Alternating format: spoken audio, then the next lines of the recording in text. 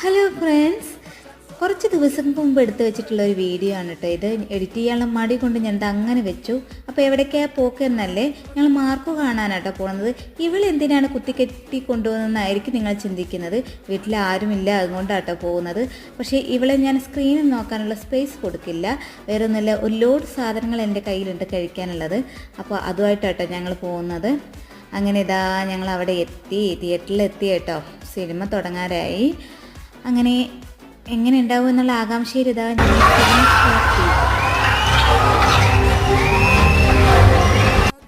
Cinema കണ്ടതിൻ്റെ ക്ഷീണം തീർക്കാൻ വേണ്ടി ഞങ്ങളൊരു ചായ കുടിക്കുക വിചാരിച്ചു. അപ്പോൾ അതാ ചായക്കടയിൽ കയറിയിട്ട് 1-2 ഐറ്റംസൊക്കെ ഓർഡർ ചെയ്തു.